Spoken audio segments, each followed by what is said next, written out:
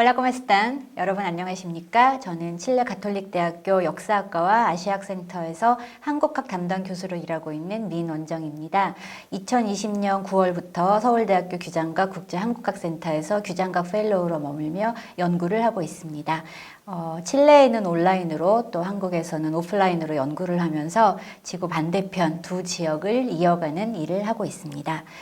오늘 여러분과 함께 중남미 얘기를 하면서 남미판 김치와 기무치 이야기를 한번 시작해 볼까 합니다. 한국과 일본만큼이나 남미의 칠레와 페루 그리고 볼리비아까지 포함해서 이웃 국가 간 자존심 대결이 만만치 않습니다. 이 얘기를 세비체와 피스코로 풀어가 볼까 합니다. 여러분 지금 사진에서 보시는 것이 바로 세비체입니다. 중남미판 생선회라고 할 수 있어요. 우선 세비체는 페루에서 유래한 남미 해산물 요리입니다. 날생선에 칠리페퍼, 조미료, 다진 양파, 소금, 고수를 넣고 레몬 혹은 라임을 넣어서 새콤한 맛을 더해서 만듭니다. 전통적으로는 신오렌지즙을 넣어서 만들었다고 합니다. 세비체라는 이름은 신선하고 부드러운 생선을 의미하는 원주민 인디오 깨추아어의 시비치에서 유래했다고 합니다. 세비체는 주로 전체 요리로 먹지만 메인 요리로 먹을 때에는 일반적으로 고구마, 양상추, 옥수수, 아보카도 또는 바나나 등을 넣어서 맛을 돋우는 재료에 곁들여 먹기도 합니다. 생선과 고기를 식초, 감귤류, 또 에스카베체라고 하는 향신료 등에 절이는 기술은 스페인에서 전해졌다고도 하고 이미 2000년 전에 페루에 세비체와 유사한 요리가 있었다고도 하고 19세기 말 페루에 도착한 일본 이민자들이 만든 니케이 요리에서 유래했다고도 하고 세비체의 유래에 대해서는 여러 가지 설이 있습니다. 다음은 피스코 사워에 대해서 한번 알아보겠습니다. 피스코 사워는 페루와 칠레에서 많이 마시는 피스코 칵테일의 한 종류입니다. 페루에서는 피스코라는 증류주에 신맛이 나는 라임즙과 슈가 시럽, 얼음, 설탕, 달걀 흰자, 앙고스투라 비터를 넣어서 만듭니다. 칠레 버전은 찔레 피스코를 사용하고 삐깔 라임을 넣고 비터를 넣지 않습니다. 피스코 사워 이외에도 과일이나 코카잎을 넣는 등 여러 버전의 피스코 칵테일이 있습니다. 칠레에서도 페루에서도 세비체와 피스코를 자기 나라의 전통 요리라고 주장합니다. 페루에서는 이 두 요리의 원조는 페루라고 하고 칠레에서는 칠레 버전의 독창성을 자랑합니다. 물론 페루는 이 말에 발끈합니다. 사실 칠레와 페루는 이것 말고도 태평양 전쟁, 국경 분쟁 및 최근 칠레로 유입되는 페루 불법 이민자 등 여러 역사적 갈등을 안고 있습니다. 식민지 시절 스페인은 광활한 중남미 대륙을 다스리기 위해서 수세기에 걸쳐 미레이나토라고 불리우는 부항령을 만들었습니다. 그래서 미레이나토 de las Indias, 미레이나토 de la Nueva España, 미레이나토 del Perú, 미레이나토 de Nueva Granada 이런 식으로 4개의 부항령으로 나뉘어서 대륙을 통치했죠.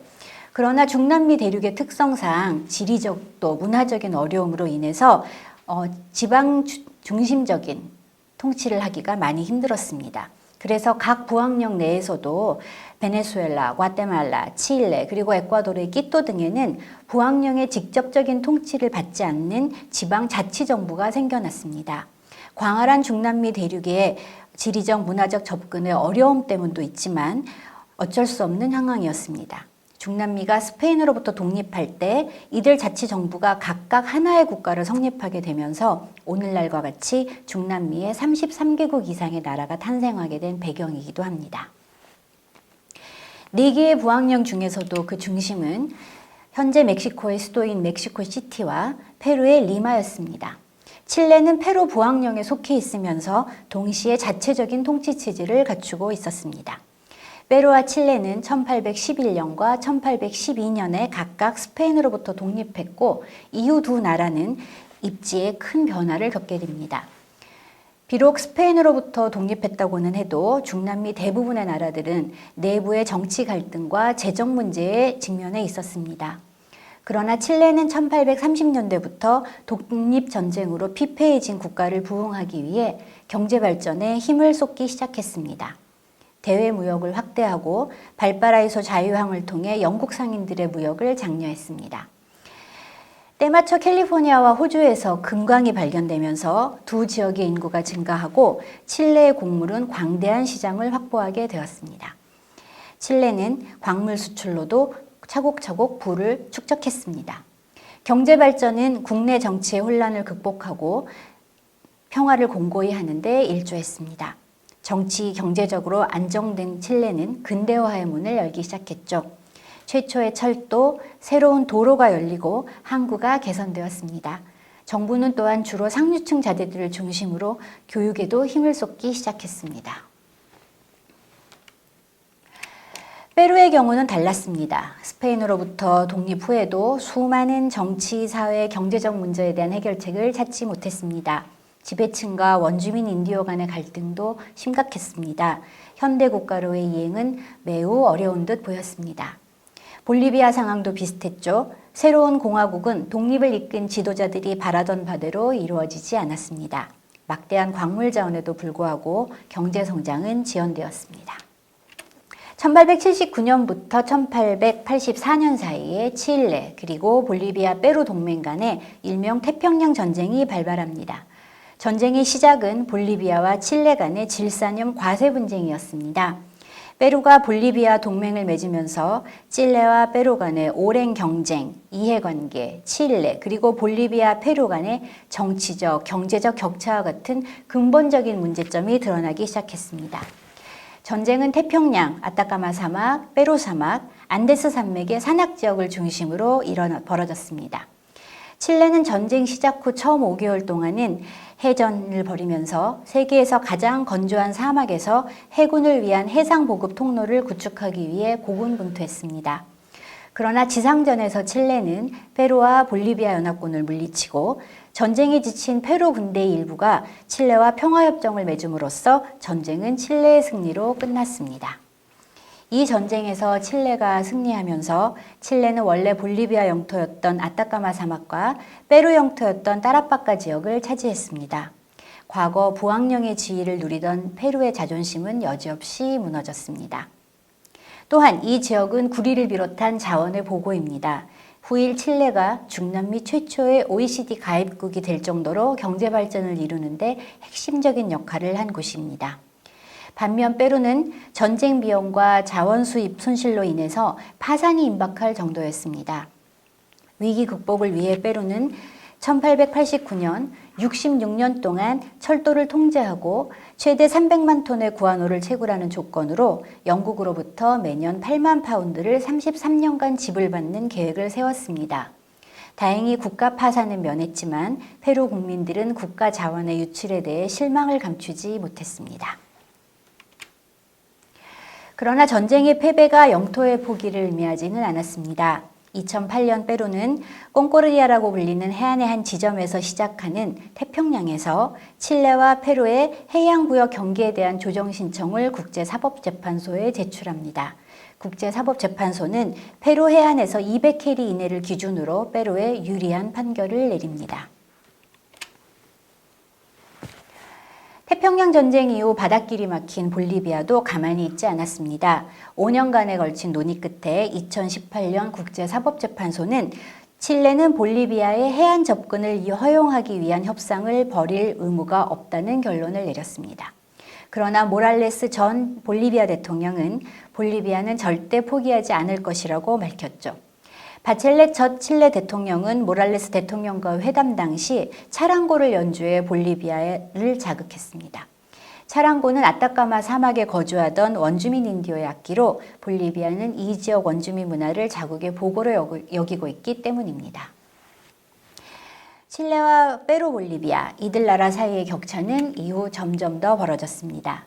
칠레는 신자유주의를 바탕으로 중남미에서 정치, 경제적으로 가장 안정된 나라라는 명성을 얻었습니다. 반면 자국에서 살 길이 어려워진 페루와 볼리비아 사람들은 돈벌이를 찾아 이웃 칠레를 향하고 있습니다. 수많은 불법 이민자들이 칠레에서 값싼 노동력을 제공하고 있습니다. 그들의 대부분은 관광비자로 칠레에 입국해 낮은 급여와 열악한 노동 환경을 견디며 일합니다. 1992년부터 2002년까지 노동이민은 31%에서 48%로 증가했고 전문직 및 기술 이민은 64% 감소했습니다. 심지어 도미니카 공화국과 아이티 사람들 혹은 베네수엘라와 콜롬비아에서도 페루를 통해 버스를 타고 칠레로 밀입국합니다. 이들 중 일부는 도보로 아타카마 사막을 건너기도 합니다. 코로나19 이후 이러한 불법 이민자들의 수는 더욱 늘어났습니다. 칠레 정부는 국경을 따라 이주 경로를 차단하려는 노력을 해왔지만 비용에 비해 효율이 적어서 고심을 하고 있습니다. 2019년 10월에 칠레에서 발발한 대규모 시위와 코로나19의 여파로 칠레 형편도 녹록하지 않은 터라 이웃나라로부터 건너오는 이민자들을 막기 위한 칠레 정부의 제재는 더욱 심해질 것이라고 예상됩니다. 다시 세비체와 피스코 얘기로 돌아가 보죠. 칠레와 페루는 오랜 기간 이웃사촌이었습니다. 두 나라 모두 남아메리카의 서쪽 해안 가장자리를 따라 뻗어 있습니다. 칠레는 1800년대 초반 페루의 독립을 돕기도 했습니다. 그러나 1879년 시작된 태평양 전쟁 이후 두 나라는 국경 분쟁부터 심지어 축구와 인종 문제까지 사사건건 부딪히기 일쑤입니다. 물론 그 이전에도 태평양 연안의 주권을 차지하기 위한 크고 작은 분쟁이 있었습니다. 여기에 칠레가 피스코의 종주국이라고 주장하고 나서면서 갈등은 최고조에 달했습니다. 2013년 유럽연합은 중류주의 지리적 기원을 주장한 페루 측 입장에 손을 들어주었습니다. 대부분의 역사가들도 피스코는 페루에서 유래했다고 얘기합니다. 그러나 논쟁은 끝나지 않았습니다. 2017년 칠레 산티아고 대학교의 파블로 라코스테 교수와 연구진은 칠레가 최초로 피스코 사워의 상업적 상표에 대한 법적 인정을 받았으므로 페루가 사용한 증거는 거짓이거나 오해라고 주장하는 보고서를 발표했습니다. 칠레인, 페루인 모두에게 피스코는 우리의 소주처럼 친근한 술입니다. 어느 모임에서나 피스코와 콜라를 섞은 피스콜라나 피스코 사워를 마시는 모습을 쉽게 볼 수 있습니다. 2018년 칠레 관광공사는 브라질에서 열린 홍보 행사에서 세비체와 피스코 사워를 칠레를 상징하는 전통 음식으로 내세워 페루에 공분을 샀습니다. 얼마 전 열린 축구 시합에서는 페루가 칠레에 2대0으로 승리했습니다. 두 나라의 경기는 한일전만큼이나 관심이 쏠리는 경기입니다. 두 나라는 세비체나 피스코뿐만 아니라 감자는 물론 전통중 꾸에까까지 원조 경쟁을 합니다. 과거 페루 영토였던 칠레의 아리카에서 페루의 따끈하로 버스를 타고 국경을 건너면 두 나라의 확연한 차이가 느껴집니다.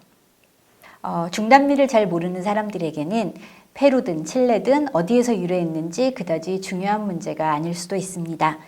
혹은 어차피 두 나라 모두 스페인의 지배를 겪었는데 무슨 차이가 있는지 물을 수도 있겠습니다.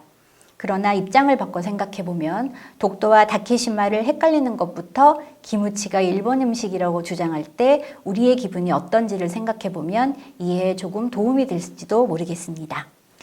묵은 적대감에도 불구하고 두 나라는 경제적 협력 관계를 이어왔습니다. 2009년에는 양국 간의 자유무역협정을 체결해서 무역을 증가하고 2012년에는 콜롬비아, 멕시코와 함께 태평양 동맹무역 블록을 형성해 협력의 가능성을 보여주었습니다. 칠레 기업들의 대페루 투자는 약 136억 달러를 넘고 페루의 대칠레 투자는 이보다는 적지만 꾸준히 증가 추세에 있습니다. 그러나 경제적 협력이 뿌리 깊이 박힌 적대감 해결책은 아닌 듯합니다. 결론적으로 태평양 전쟁이 남긴 결과는 과거가 현재에 어떤 영향을 미치는지 보여주는 좋은 예이자 중남미의 지정학적 관계의 범위와 의미를 결정하는 역할을 합니다. 페루, 칠레, 볼리비아 간의 복잡한 관계는 중남미 전역에 걸쳐 있는 많은 사례 중 하나에 불과합니다.